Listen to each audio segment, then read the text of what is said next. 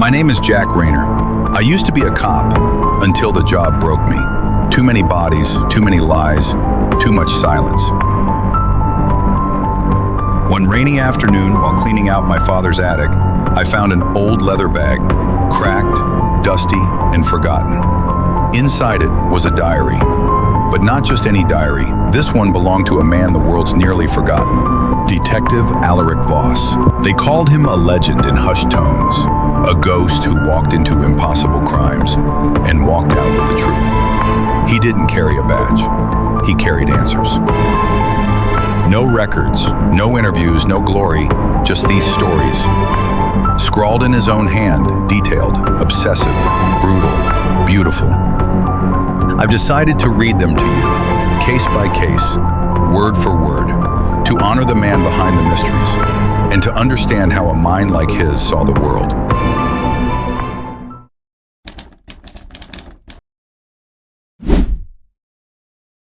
Voss didn't sleep that night. How could he? After discovering the tape labeled with his name, everything he thought he knew about his life began to fracture. Who was he, really? Had his memories always been his own, or had someone planted them, like seeds grown in someone else's garden? He played the tape of Subject 33 over and over again. The voice was undeniably his, but younger, confused, frightened. And then there was Dr. Lenz's voice, clinical and detached. Pattern failure predicted, recommending extraction. It all pointed to one impossible truth. Voss had once been a subject in the very experiment he was now investigating. The next morning, fog still hung thick over Ash Hollow. Vera Lenz sat on the porch with a cup of tea, watching the lake like it might speak. Voss stepped outside, tape recorder in hand. "How long have you known who I was?" he asked. Vera didn't look at him. "Since the first time you called. Your voice triggered something.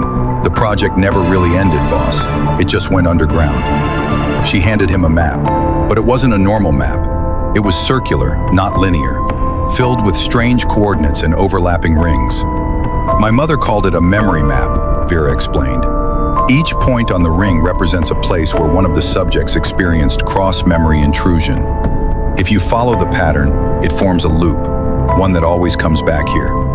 Voss studied the map. One of the points caught his eye, Wilmington, Delaware. Scribbled next to it, Subject 19, Final Pattern Integration. "Who was Subject 19? Voss asked. Vera hesitated. "A man named Leo Granger. He was the first subject where the pattern didn't break. He changed, became someone else, fully." Voss drove to Wilmington that night. As he entered the city, he felt a strange sense of déjà vu. It was subtle, like knowing a song before hearing it. He followed the map to a crumbling apartment complex on the edge of the city. Inside, room 412 had been abandoned for years. Dust coated every surface. But on the kitchen table sat an object that shouldn't have been there. A reel-to-reel tape recorder, almost identical to the one from Ash Hollow. And a single tape labeled 19, integration complete. He played it. At first, only silence. Then a man's voice, calm, steady. "I am Leo Granger, but I am also Arthur Dean. I remember his childhood, his fears, his last breath. I see his wife's face. I know what it meant to hold her hand, but I was never married, not in this life." The voice continued. "I thought I was losing my mind until they told me about the project, the pattern, and then I understood. I wasn't being possessed, I was being overwritten." The tape clicked off. Voss stared at it, heart pounding. This wasn't just memory transfer, it was identity replacement. The subjects weren't just remembering, they were becoming someone else. Voss dug through the apartment.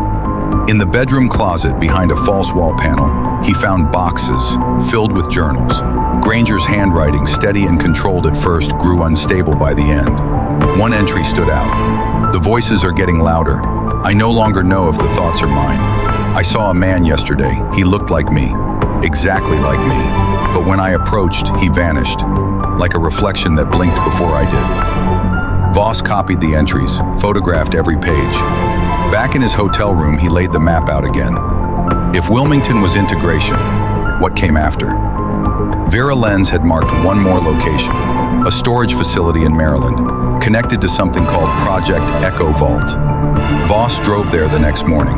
The building was heavily guarded, but Voss found a way in using an old ID badge from his police days, altered slightly to match the facility's outdated system.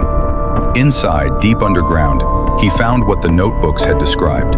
Hundreds of audio reels stored in climate-controlled rooms, each labeled with subject numbers, date codes, and waveform charts.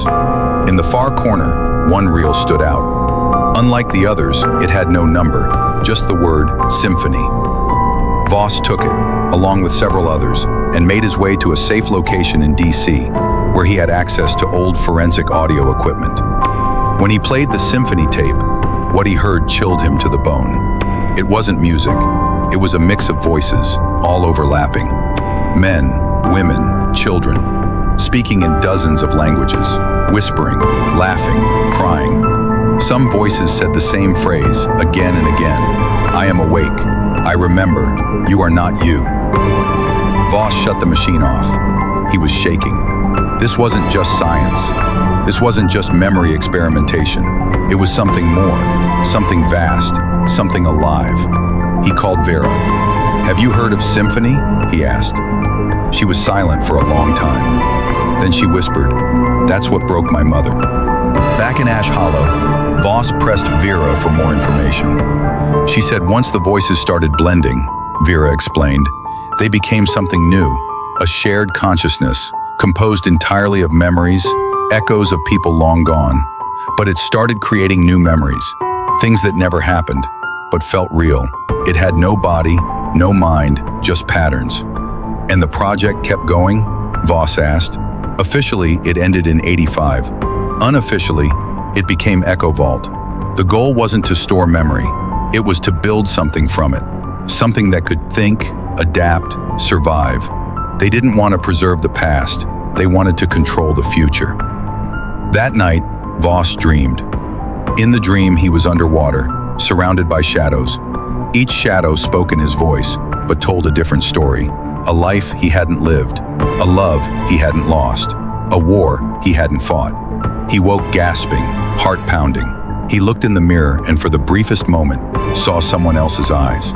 He knew then, the final piece of the puzzle lay where it had all started. Vex Industries. He'd found their blueprint pages in Halpern's journal. They weren't just a memory research company. They had funded Echo Vault. They had supplied the tech. And maybe they had picked the subjects. Voss stared at the last page in his notebook. A phrase Halpern had written again and again. The voice you trust may not be your own.